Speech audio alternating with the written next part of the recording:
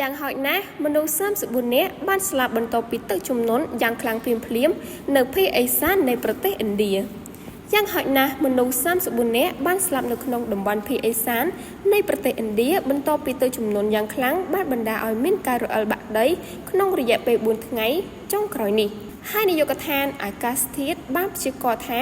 នឹងមានភ្លៀងធ្លាក់ខ្លាំងបន្ថែមទៀតនេះបើយោងតាមទីភ្នាក់ងារ Reuters នៅថ្ងៃទី2ខែមិថុនានេះយោងតាមសេចក្តីថ្លែងការណ៍របស់រដ្ឋាភិបាលបានឲ្យដឹងថា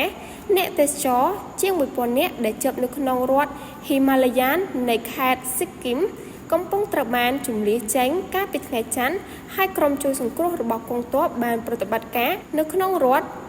មេហាឡាយ៉ាដើម្បីជួយសង្គ្រោះមនុស្សជាង500នាក់ដែលជិះកៀងនៅក្នុងតំបន់ទឹកជំនន់អាជ្ញាធរបានព្រមានពីការបាក់ដីបន្ថែមទៀតនិងទឹកជំនន់ភ្លាមដោយជំរុញឲ្យអ្នកស្រុកនៅតំបន់ងាយរងគ្រោះត្រូវមានការប្រុងប្រយ័ត្នភាគឦសាននៃប្រទេសឥណ្ឌានិងបង់ក្លាដេសងាយនឹងមានភ្លៀងធ្លាក់ខ្លាំងដែលបង្កឲ្យមានការរអិលបាក់ដីនិងទឹកជំនន់ភ្លាមដែលប៉ះពាល់ដល់មនុស្សរាប់លាននាក់ជារៀងរាល់ឆ្នាំ